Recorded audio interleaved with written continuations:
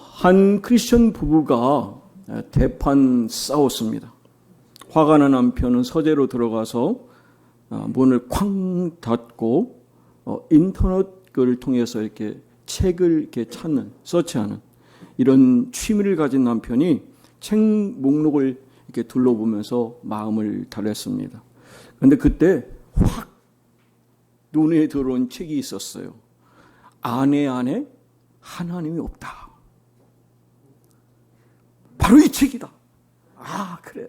이놈의 인간 정말 그래서 즉각 주문을 하고서 그 다음 날 받아서 그거를 이제 아내한테 주려고 딱 보는 그 순간 아내 안에 하나님이 없다라는 제목이 아니라 내 안에 하나님이 없다는 책이었습니다. 그러니까 이게 상대편에 하나님이 없다는 것이 문제가 아니라 내 안에 하나님이 없다는 것이죠. 많은 그리스도인들이 신앙생활을 하면서 자신 안에 당연히 하나님이 계신 걸로 생각하지만 과연 어떤 하나님이 계신가를 한번 생각해 보자고 드린 말씀입니다. 여러분, 복음서에 보면 달란트 비유가 있습니다. 그런데 아시는 것처럼 한 달란트 받은 사람은 어떻게 하죠? 그거를 고요히 싸요. 그렇죠? 그러니까 잘 수건에 싸가지고 땅에 묻었다가 그걸 그대로 주인께 드릴 때 이렇게 대답합니다. 주인님은요 야무진 분이라서, 지독한 분이라서 맡기지 않은 것도 찾아가시고 심지 않은 걸 거두시기 때문에 주인님이 무서워서 이거를 그냥 싸뒀다가 드립니다 그랬어요. 근데 이 얘기를 들은 주인이 뭐라고 하세요? 이 악한 종아 그랬어요. 그러면서 내가 네 한 말로 심판하는데 너 나 야무진 사람이라며, 맡기지 않은 거 찾아가고 심지 않은 거 거두가는 줄 알지? 하면서 어떻게 해요? 10달란트 받은 그 사람에게 주라고 그랬어요. 이미 다 받았는데요. 그랬더니 예수님 하시는 말씀이 뭐예요? 있는 사람, 가진 사람은 더 받게 될 것이고 가지지 않은, 없는 자는 있는 것도 빼앗길 것이다 그랬어요. 바로 이것이 하나님께서 예수님을 통해서 우리에게 주시는 말씀이거든요. 사도 바울이 에베소 5장에 오늘 본문에 보면 이렇게 얘기를 합니다. 시와 찬송과 신령한 노래로 찬양하라는 거예요. 그러니까 서로 우리가 인생을 살면서 어떻게 살아야 되는가?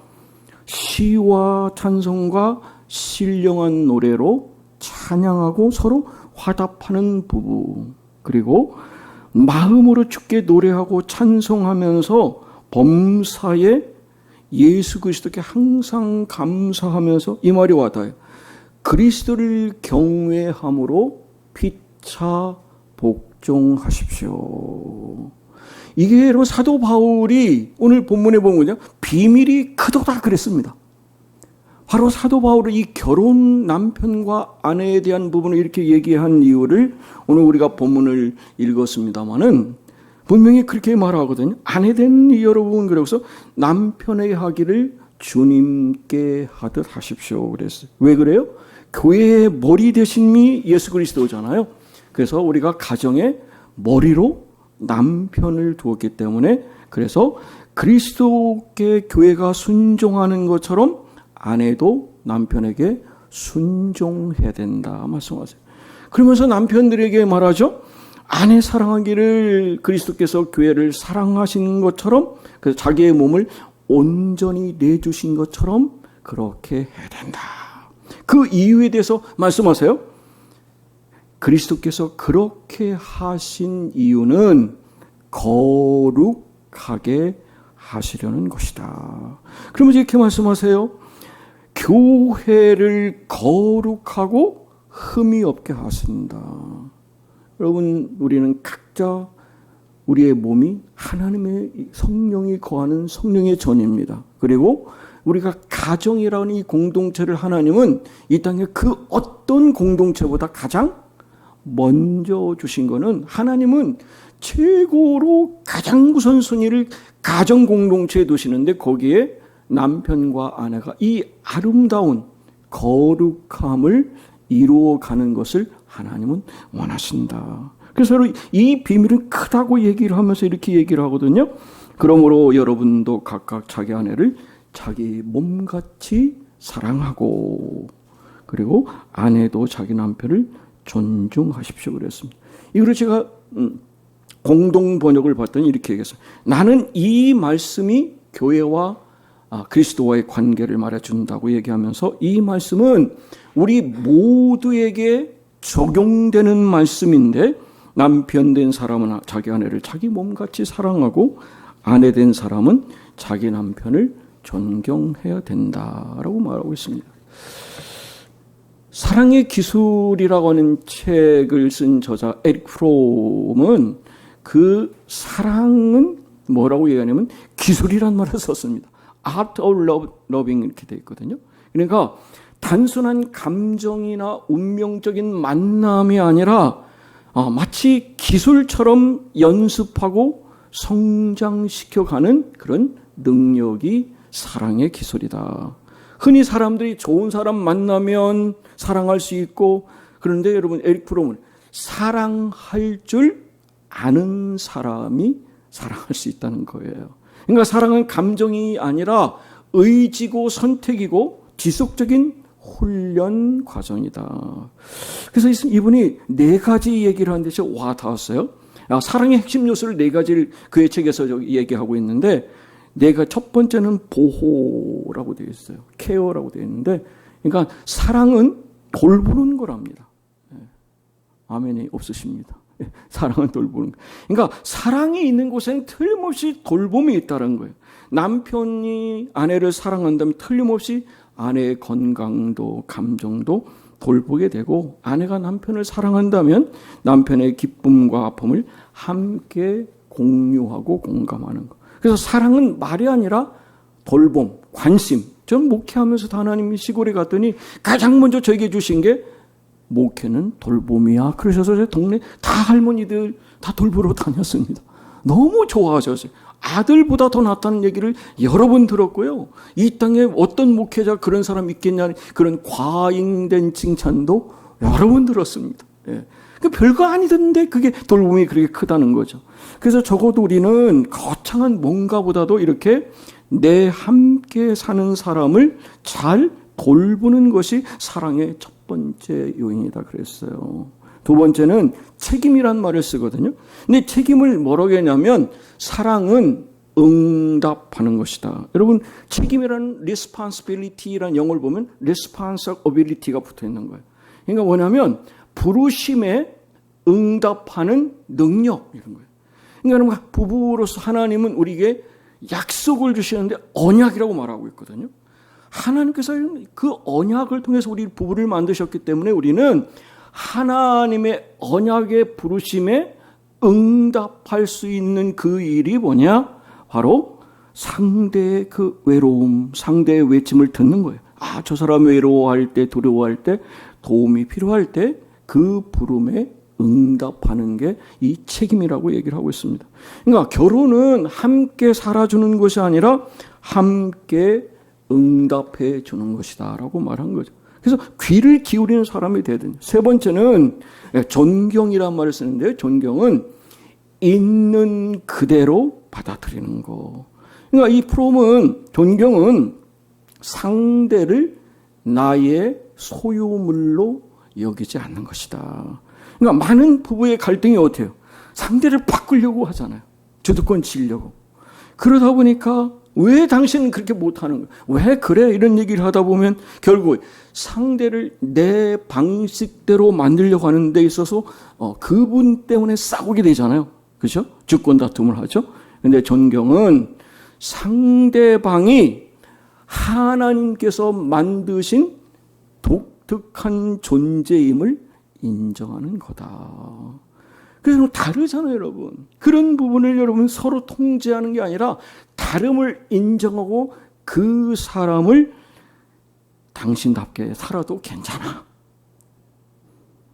표정을 보고 있습니다. 그렇게 할 수 있는 것이 이게 존경이라는 거예요, 여러분.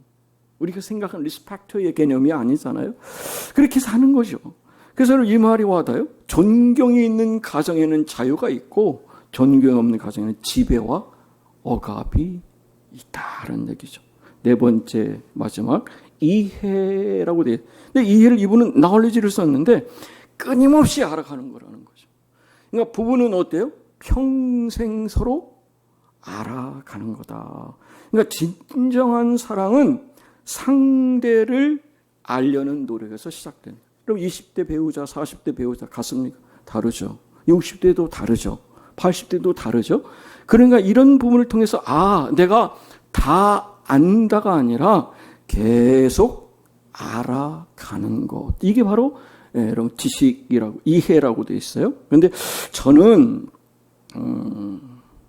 결혼하기 직전에 개인적으로 경험인데요. 결혼은 하긴 해야 되겠는데 뭔가 저한테 특별하게 애드바이스를 해주는 분들도 안 계시고 뭐 그러다 보니까 홀로 있는 시간이 많다 보니까 뭐 준비할 만한 상황이 안 되고 그런데 몇 달 안에 결혼을 했는데 어떻게 하면 좋을까 생각하면서 제가 머리를 쓴 게 뭐냐면 그래 알아야 되겠다 생각해가지고 그래서 교보문고를 그냥 갔습니다. 가가지고 아침에 가서 이제 제가 알아야 될 결혼 또 뭐 성생활 또 자녀 이런 부분에 관계된 그 책이 모여져 있는 곳이 있잖아요. 다 어디 가졌습니까? 네. 거기를 보통 때 같은 데는 범접하지도 못하는 그곳인데 거기를 딱 가가지고 철부대기 딱 앉아서 오전 내내 그 관계된 책을 다 보는 거. 여성은 이런 스타일이구나. 성관계를 하는 데에서도 남자는 이런데 여자는 이렇다네? 그런 걸 그때 처음 알았습니다. 저희 아내가 있으니까 제가 말씀드릴게요. 저는 제가 40년 결혼 생활하면서 항상 그때 읽었던 그 책을 통해서 제가 생각한 게 결코 남자가 자기 감정과 자기 성향에 따라서 먼저 내 생활의 성을 즐기는 게 아니라 항상 배려. 못 알아들으시네. 그러니까 여러분 기질적으로 남자는 먼저 저지르잖아요. 그런데 마지막까지 한 번도 지금까지 저는 그 일을 지켜왔습니다. 이게 왜냐하면 아니까 그걸 한 거예요. 그를 이틀간 읽었다니까 거기서. 밥을 사 먹으면서 점심 사 먹고 저녁을 사. 그러니까 옆에 있는 그 담당 섹션에 있는 그 점원은 얼굴을 불그락불그락 막 그러는 거예요. 왜 놈의 남자가 저렇게 뻔뻔하게 앉아가지고 책을 그 안에 수십 권을 다 보고 있으니까. 어떤 건 중요한 게 다시 보고 또 보고 미안하니까 갈 때 한두 권 사가지고 가긴 했지만 어쨌든 이틀을 하루 종일 이틀을 열심히 공부한 거예요. 그런데 그때 저희가 딱 내 마음에 와닿는 김남조라고 하는 시인이 제게 메시지를 줬어요. 아마 여성동화인지 하여튼 무슨 몰간 조선인지 잘 모르겠는데 어떤 그 앞 표지에 사랑은 이렇게 됐어요. 사랑은 이해하는 것이다 그랬어요. 근데 사랑은 이해하는 것인데 이렇게 했어요. 사랑은 그 사람 밑에 깔리는 것 이렇게 됐어요. 제 영어 선생님 understand. 그렇구나. 그 사람 위에서 조종하는 게 아니라 그 사람 밑에서 깔리고 그 사람을 세워주는 거구나. 제가 그렇게 이해를 하고 해석을 한 거예요. 그래서 저는 뭘 알아가는 게 아니라 다른 존재니까 다른 거를 인정하고 그 사람을 내가 사랑으로 깔면 되는구나. 그게 저는 언더스탠딩이라고 생각하고 살아왔습니다. 그러니까 싸울 일도 없고 서로 뭐 주도권 잡을 일도 없이 살아가게 하신 그 김남조 여류 시인이 제게는 정말 귀한 은인이라는 생각이 들어요.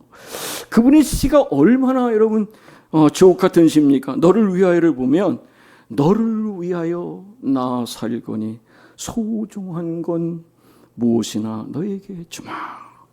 이미 준 것은 잊어버리고 못다 준 사랑만을 기억하라라. 내 사람아. 다시 좀 마음을 좀 추스려서 여러분 마음에 또 여러분 부부간의 관계가 회복되는 은혜가 있기를 주님으로 축복합니다.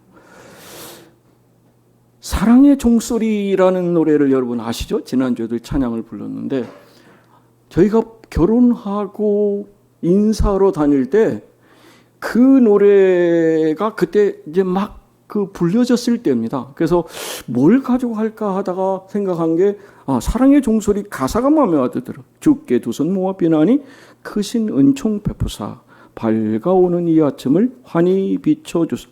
저는 후렴, 중간이 마음에 들어요.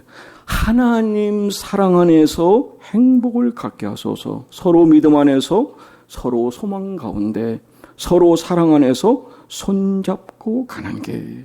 2절은 진리의 말씀 안에서 새 빛이, 진리의 말씀 안에서 늘 순종하게 하소서. 서로 참아주면서, 서로 감싸주면서, 서로 사랑 안에서 주께로 가는 길. 가끔씩 이 가사가 저한테 와닿습니다. 그렇구나. 결혼 생활이라고 하는 거는 이렇게 서로를 안아가고 품어가고 이해가는 거, 그러면 뭐 다 되던데요. 그거 말고 뭐 있습니까? 그래서 저는 결혼 생활하면서 저희 아이들이 그래서 아버지는 언제 싸우십니까? 근데 여러분, 우리는 싸우면 맨날 싸울 스타일입니다. 너무 달라서. 아예 달라서 저는 다른 걸 맞출 생각을 지금까지 해본 적이 한 번도 없습니다. 그런데 다름을 인정하니까 아무 문제가 없던데요. 물론 말 못할 서로 얘기가 있을 겁니다. 그런데 그렇습니다. 그래서 저는 하나님께서 제게 주시는 메시지는 네가 별나고 네가 어떠하더라도 그분의 말씀을 따라서 다름을 인정하면, 그렇게 이해하면 다 돼라고 저한테 메시지를 주신 것 같아요. 40년 넘게 살았다고 말씀드렸잖아요. 하루 이틀 산 게 아니라 그렇게 살면서 느꼈던 부분입니다. 오늘 제가 말씀의 제목을 결혼의 목적 행복인가 거룩함인가 이렇게 했으니까 여러분, 그럼 둘 중에 하나겠지 생각하시죠? 답은 미리 말씀드리면, 여러분, 하나님 앞에 우리가 거룩함을 부부가 이뤄가면 행복은 어떻게 해요?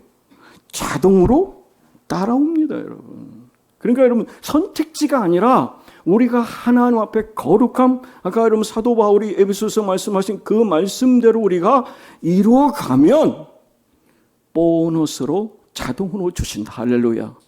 그렇게 여러분 살아오셔서 별로 반응 없이 저를 바라보시는데 그 일이 큰 일입니다. 그렇게 하셨기 때문에 자녀들이 올곧게 섰고, 여러분 자녀들 올곧게 선 거를 제가 알고 있거든요. 그런 부분이 그냥 된 게 아니라 여러분이 그렇게 이 결혼의 목적에 대한 행복 추구라기보다는 거룩함을 유지해 왔기 때문에 행복을 덤으로 주셨고 그 자녀들을 잘 세우신 줄 믿습니다.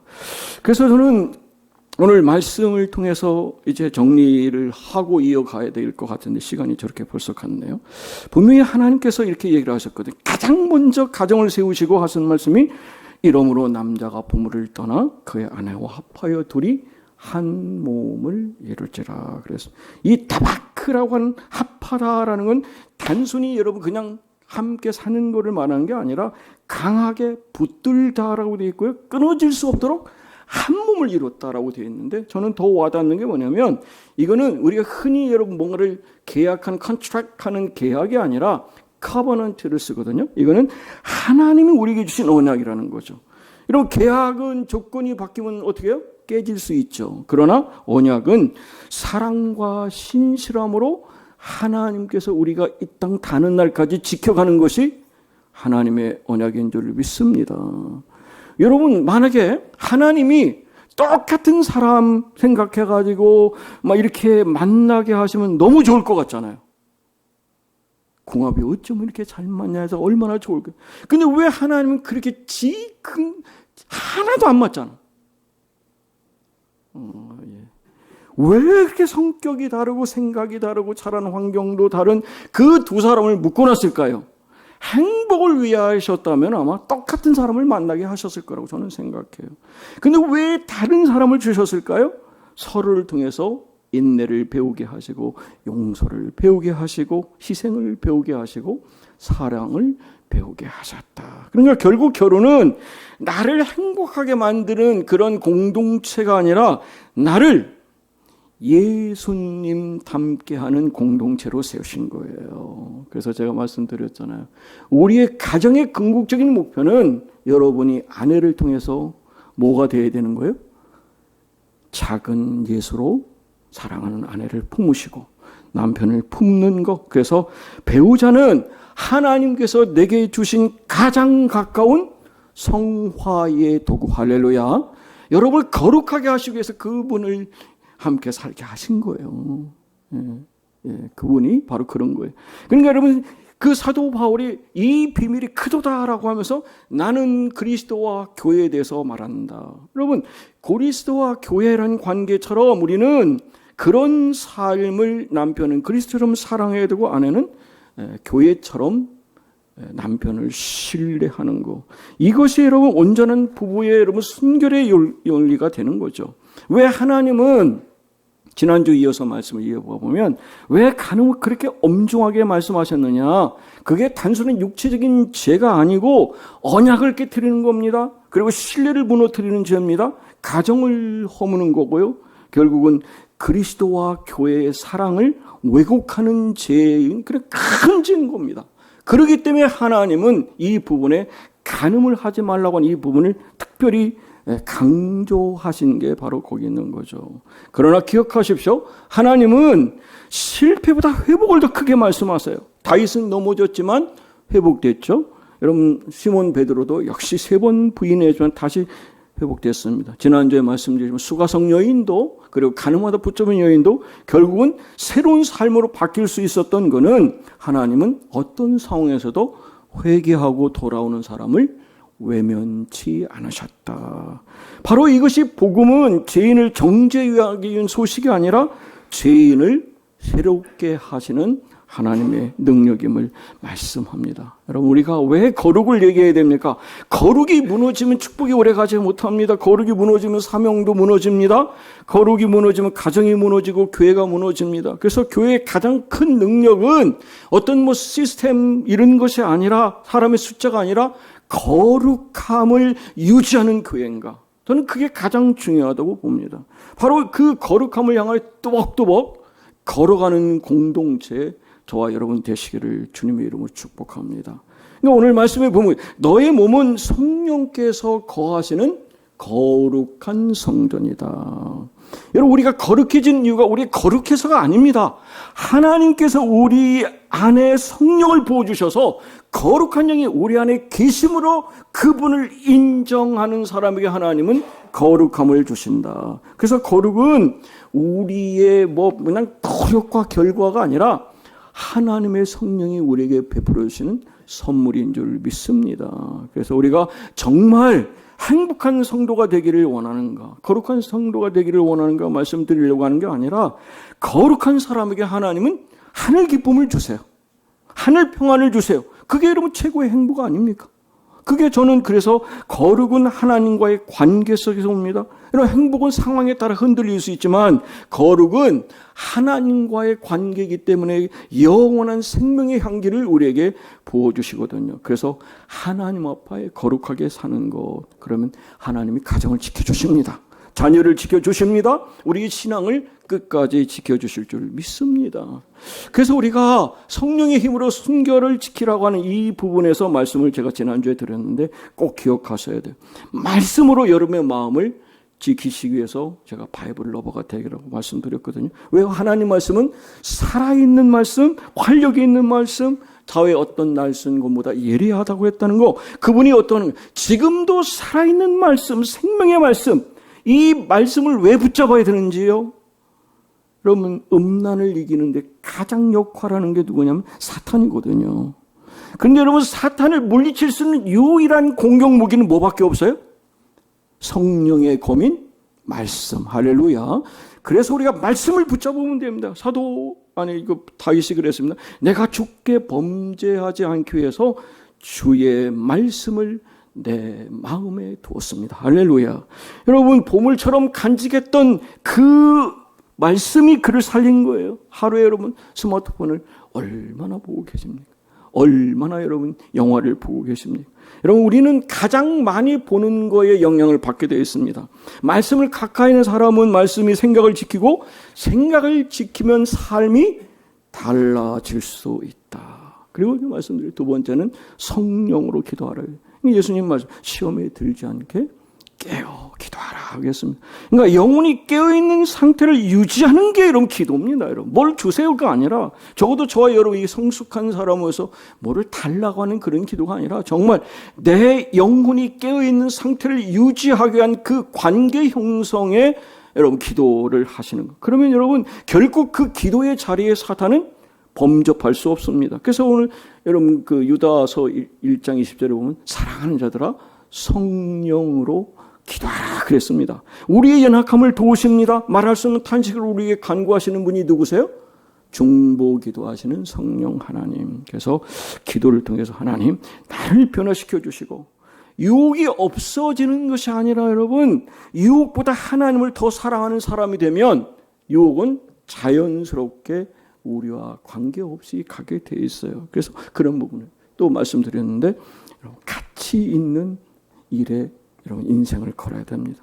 그럼 다윗과 요셉의 차이를 볼까요? 다윗은 전쟁터에 있을 시간에 공중 옥상에 있었습니다. 근데 요셉은요 보디발 집에 있을 때 그는 잠시도 쉰 적이 없습니다. 아주 열심히 근면하게 부지런히 최선을 다해서 했던 그 사람을 하나님은 그래서 여러분 바쁘면 죄 안 짓는다는 말이 아니라 내 마음에 무엇으로 채워져 있는가. 요셉은 여러분 분명한 코람데오 의식이 있었습니다. 하나님이 나와 그렇기 때문에 뭐라고 해요? 내가 어찌 이 큰 악을 행하여 하나님께 죄를 지겠습니까? 그랬잖아요.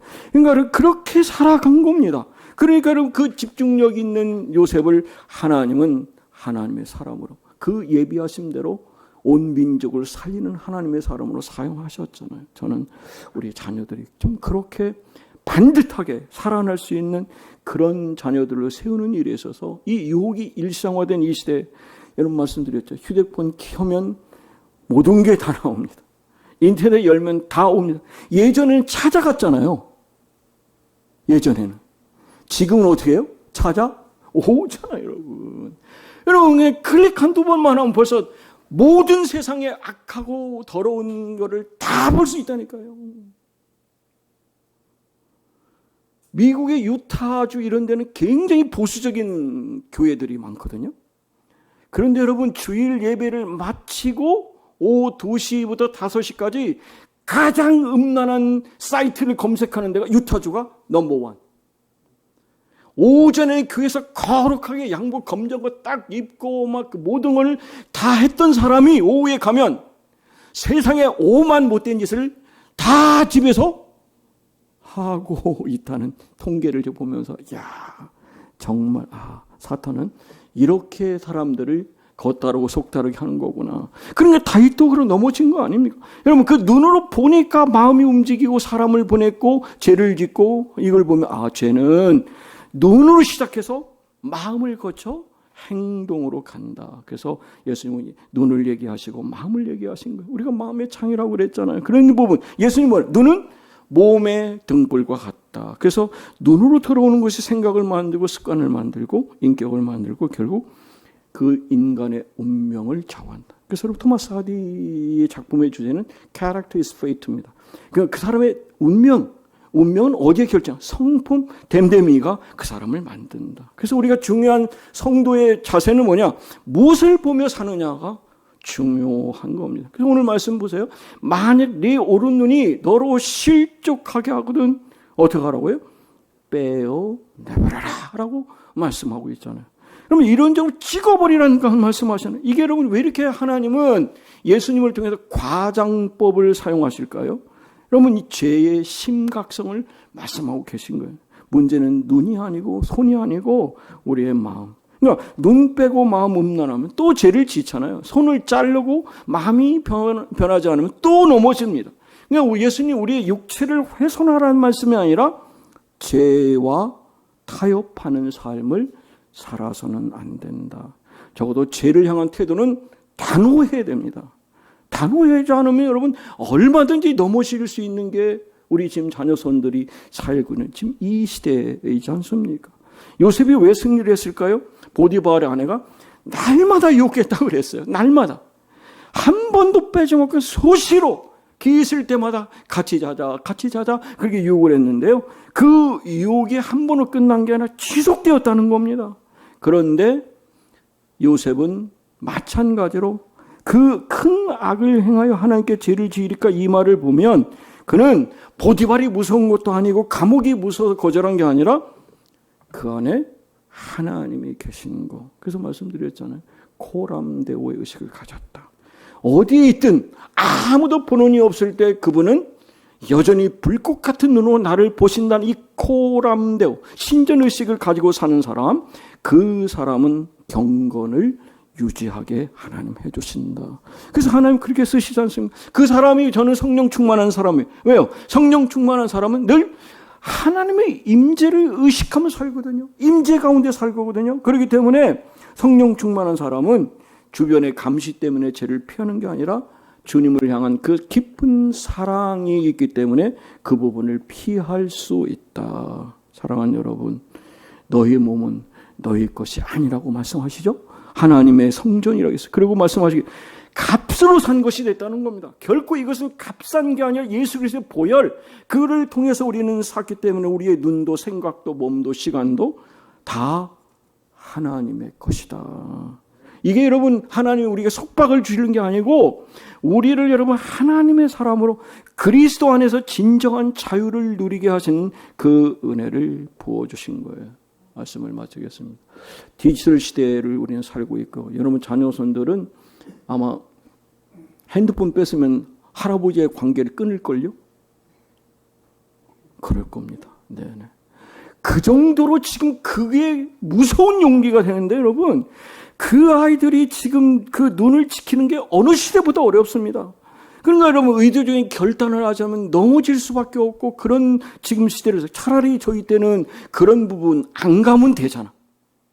그런데 지금은 여러분 장소 관만하고 모든 것을 다 이런 부분이에요. 근데 여러분 죄를 이기려고 했으면 안 되고 성령께 붙어 있으면 성령께서 우리 안에 계셔서 죄를 이기게 하신다. 저는 그래서 성령 하나님이 너무 좋습니다. 여기에서 제가 자고 이렇게 가면서 어디 가서도 항상 보면 그분이 저를 항상 붙잡아 주세요. 그리고 제게 항상 하나님께서 하시는 말이 사랑하는 종아, 나는 너가 대단한 일을 하는 거, 뭔가 훌륭한 거 원하지 않고 네가 순결한 걸 나는 가장 귀하게 여겨. 그러세요. 여러분 하나님은 우리를 거룩한 하나님의 임재를 담는 그릇으로 하시면 하나님 지금 누구를 찾으실까요? 깨끗한 그릇을 찾으신다. 제가 말씀드렸죠. 금그릇, 은그릇, 보석 아니어도 내가 여러분 질그릇 같아도 깨끗하면 하나님은 쓰신다. 종지기 그 간장 종지 보세요. 자그만죠. 지금 왜 간장을 많이 안 드시면 예전에는 간장 종지는 1년 내내 올라왔지. 뭐 여러분은 구석기 시대 사셨습니까? 한박 보세요. 우리는 막 그냥 나라도 이맹게 하는 게 대한민국, 일본도 대일본제 그러는데 사실은 여러분 중국은 그렇게 큰데 우리는 중간쯤 되는 중국이야 그러잖아요. 이 허세, 이 과장 그러잖아요. 그런 부분인데 여러분 보세요. 그 큰 다라 한박 같은 거는 1년에 한 번 김장할 때 쓰잖아. 지금 김장을 안 하니까 아예 처박아가지고 어디다 놨는지도 몰라. 그죠? 그게 여러분 한박 다라 아닙니까? 근데 여러분 간장 종류는 매일 쓰인다니까 여러분. 그러니까 여러분 하나님은 원하시는 게 언제나 그릇을 먼저 준비하라고 하세요. 그래서 오늘 깨끗한 면 하나님 쓰는 그릇이 돼가지고 거룩하고 주님의 쓰심에 합당한 일이 된다. 여러분 꼭 기억하세요. 이 깨끗하다라는 에카이타이로라고 하는 이 부분이 뭐냐면 하나님은 항상 철저할 정도로 정결한 사람을 쓰신다. 철저할 정도로 정결한 사람을 쓰신다. 그러니까 여러분 성공적인 하나님의 쓰임받은 사람들의 공통점을 봤더니요.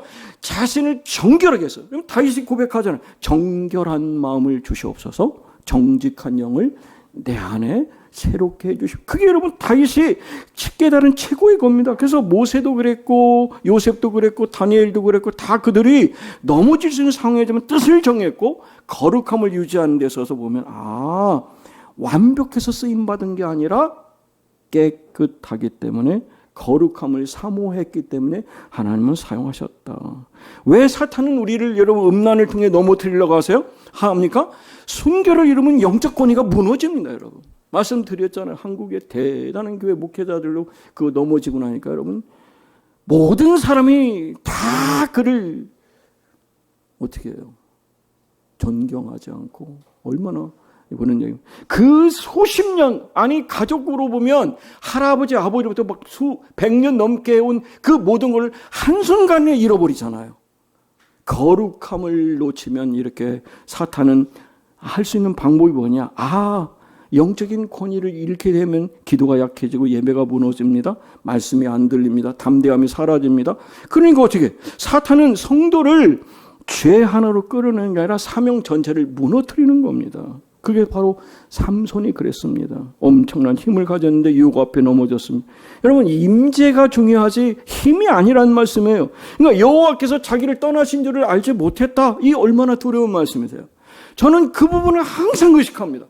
제가 여러분 위암 수술 받고 그 이후에 다시 살면서 항상 생각한 거. 지난주 화요일 날 이종규 목사님. 저 이종규 목사님도 제가 1년 일찍 수술 받은 그분은 돌아가신 벌써 21년이 됐습니다. 저는 지금 23년째 살고 있는데 항상 생각해요. 하나님, 삼손처럼 머리카락이 잘린 줄 모르고 당하는 일 없도록 저를 항상 하나님의 임재를 의식하게 살게 하시고 하나님 바라보는 그 모습에서 희생이가 되지 않도록 저를 붙잡으심을 항상 의식하고 삽니다. 여기서 자는 이유 딱 한 가지입니다, 여러분. 제가 그걸 놓치지 않기 위해서 여기서 자는 겁니다. 왜 하나님은 그것을 저에게 지금 23년을 주신 것처럼 순결한 사람이 하나님 지켜주시고 다음 세를 살릴 수 있다.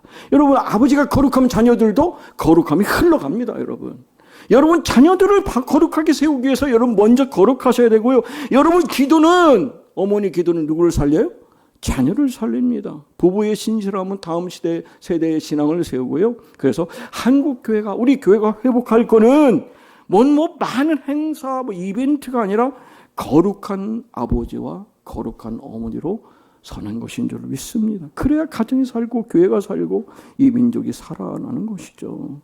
이런 부분에서 성령이 머무시는 교회, 여러분 거룩함이 살아있는 교회, 성품이 예수님을 닮아가는 교회로서 여러분 세우시면 말씀드렸죠. 하나님은 여러분의 거룩한 가정에 행복을 붙여주실 줄 믿습니다. 그 누구도 누리지 못하는 하늘 기쁨과 행복 가운데 사는 그분께서 딱 한 말씀 하세요. 네 마음을 다오 그러세요. 여러분의 마음을 하나님께 주세요. 그러면 눈보다 마음을 원하시고요. 그 하나님은 그냥 아는 게 아니라 그분과 하나 된 삶을 살기 위해서 돌아오고 하셨고, 그러면 내가 너를 세울 것이고 새롭게 할 거고 마음도 생각도 새롭게 하겠다. 바로 이 부분을 통해서 꼭 기억하십시오. 마음을 잃으면 모든 것을 잃게 되는구나. 어떤 상황에서 내 마음을 하나님 앞에 온전히 놓고 그 자리에 예수 그리스도를 왕으로 모시는 여러분 되시기 바랍니다. 주님께서 여러분 눈을 거룩하게, 입술을, 가정을, 자녀를, 우리 교회를 거룩하게 하실 줄 믿습니다. 그 놀라운 은혜로 사는 저와 여러분 되시기를 주님의 이름으로 축복합니다. 아멘.